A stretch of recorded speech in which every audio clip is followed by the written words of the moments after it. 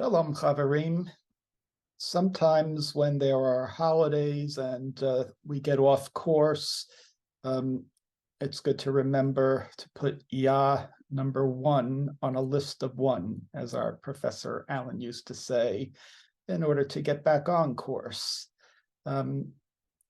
Travel, holidays, anything can disrupt our normal routines. And if we recognize that that's happening, it's helpful to just try getting back slowly if we need to, and then get back into our study and our spirit.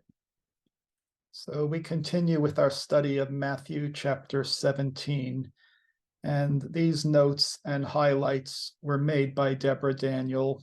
Unfortunately, the family has no closure.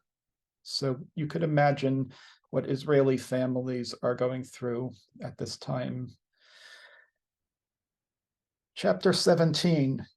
And after 6 days, Yeshua led Kepha and Yaakov and Yochanan, his brother, and took them up high alone. And Yeshua was transformed before them, and his face was bright like the sun, and his clothes became white like light. Debbie always loved that passage, that vision. And Moshe and Eliyahu appeared to them, speaking with him. So Kepha is Peter, Yaakov is James, and Yochanan is John. Okay, so Kepha said, "My master, it is good for us that we are here, and if you desire, let us make you here 3 shelters, one for you, and one for Moshe, and one for Eliyahu."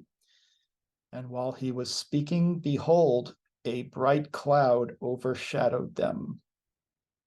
And a voice came from the cloud saying, "This is my beloved Son, in whom I am pleased. Listen to him." And when the disciples heard, they fell on their faces and were very afraid. I think we'd be too. And Yeshua approached them and touched them and said, "Arise, do not be afraid." Good advice these days. And they lifted up their eyes, and they did not see anyone except Yeshua alone. And while they were descending from the mountain, Yeshua commanded them and said to them, "Do not speak about this vision in the presence of anyone until the Son of Man arises from the dead." Let's look at 166, which is on the next page. Footnote 166, Psalms 16, 10, 11, and Job 33:30. Also see appendix for Mashiach ben Yosef and Mashiach ben David. Psalm 16, practicing the presence of Yah. A michtam of David.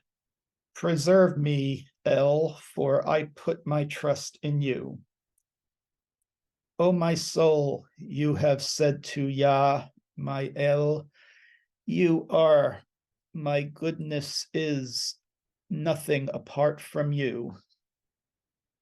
As for the saints who are on the earth, they are, and the excellent ones, all my delight in whom is, shall be multiplied their sorrows. Another El who hasten after not I will offer. Their drink offerings of blood, nor take up on their names my lips, nor take up their names on my lips. Yahweh, you are the portion of my inheritance and my cup. You maintain my lot. The lines have fallen to me in pleasant places. Yes, inheritance, a good I have. I will bless Yahweh who has given me counsel. Also in the night seasons instructs me my heart. I have set Yahweh before me always, because he is at my right hand, not I shall be moved. Therefore is glad my heart and rejoices my kavod. Also my flesh will rest in hope. For not you will leave my soul in Sheol, nor will you allow your Holy One to see corruption. You will show me the path of life, fullness of joy. In your presence are pleasures at your right hand forevermore. Job 33:30, to bring back his soul from the pit, that he may be enlightened with the light of life.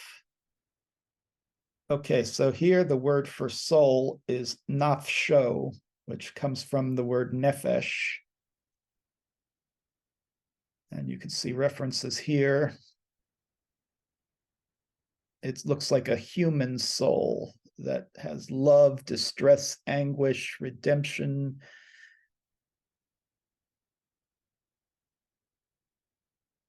It's the self, the mind, heart.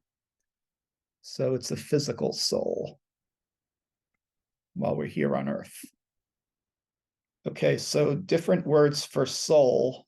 Nefesh is related to natural instinct, ruach related to the intellect and awareness of Yah, neshama related to emotion and morality, chaya considered a part of Yah, as it were, and yechida, this aspect is essentially one with Yah. I didn't know about these two. Kabbalah also proposed the concept of reincarnation. Oh boy. Take that with a grain of salt. Chapter 17, verse 10 of Matthew. And his disciples asked him and said, why then do the scribes say that Eliyahu must come first? Yeshua answered and said, Eliyahu will come first so that all things might be fulfilled. Okay, Matthew 17, verse 12. But I say to you that, behold, Eliyahu has come, and they did not know them. They did not know him, and they did to him all that they desired. Likewise also the Son of Man must suffer from them. Then the disciples understood that he spoke to them about Yochanan the Immerser. So there's that connection between Eliyahu and Yochanan. Now, is that reincarnation? I don't know. And when they came, the crowds approached him, and a man bowed down on his knees. And he said to him, my master, have mercy upon me. My son, who has a demon, is badly afflicted.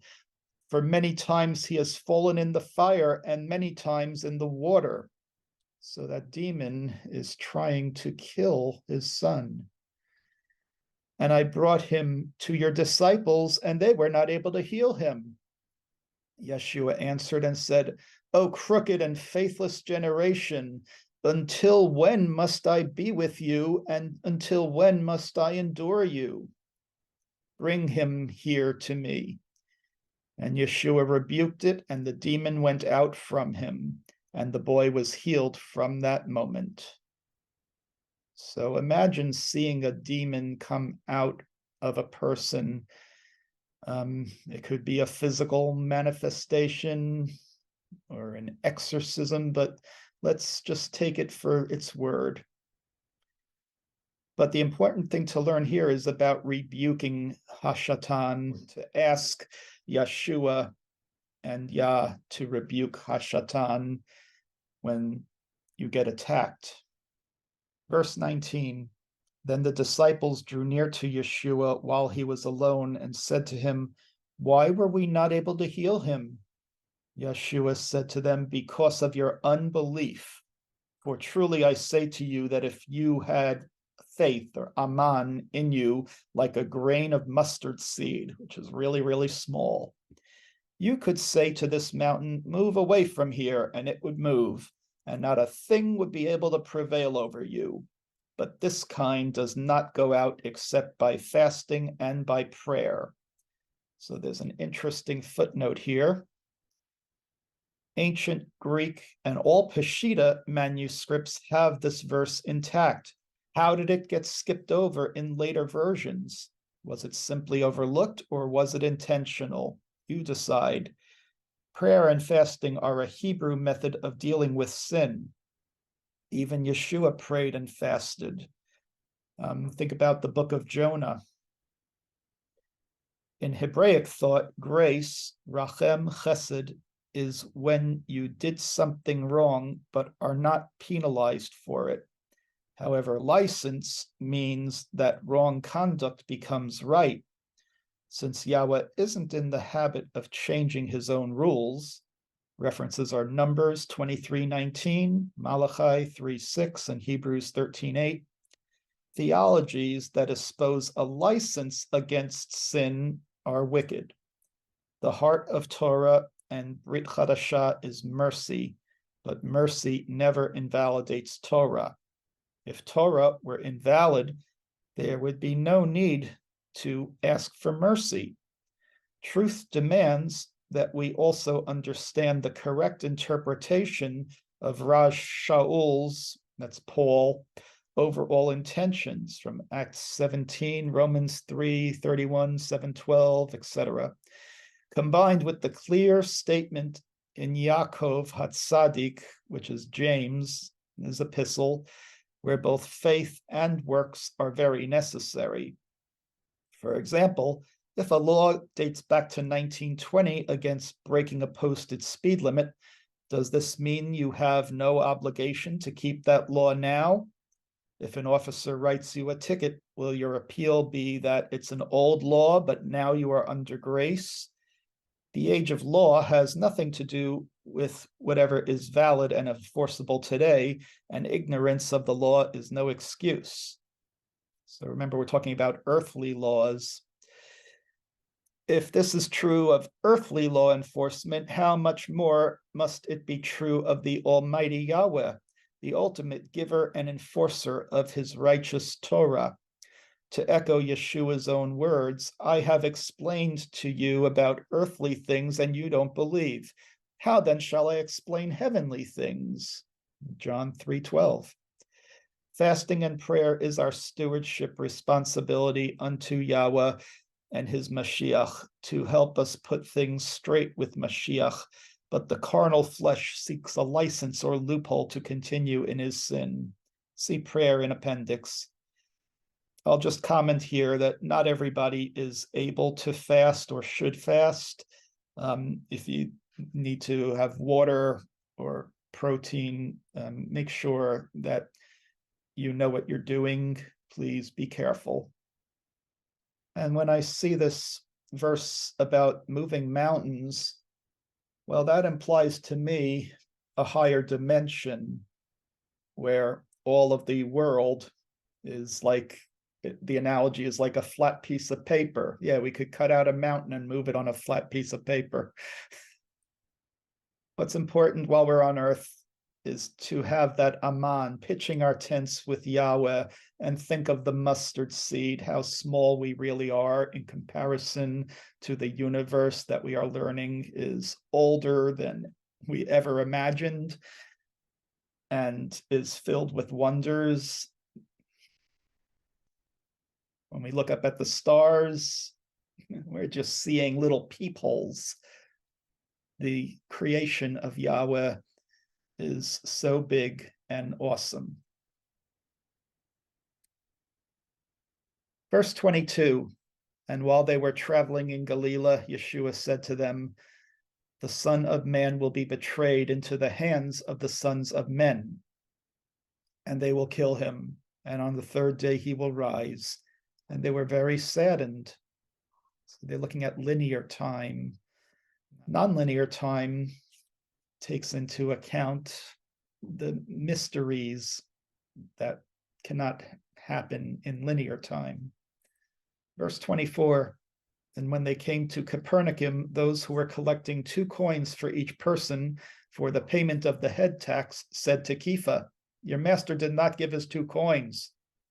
He said yes to them, and when Kepha entered into the house, Yeshua anticipated him and said to him, what do you think, Shimon? That's Kepha, Peter. The kings of the earth, from whom do they collect tribute and head tax? From their children or from strangers? Shimon said to him, from strangers.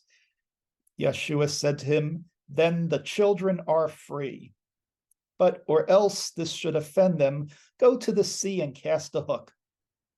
And the first fish that comes up, open its mouth, and you will find a coin. Take that and give it for me and for you. So isn't that amazing how Yeshua just knew what to say, and what's the probability of catching a fish with a coin? So that is about Aman, pitching your tent with Yahweh, and Yahweh will provide.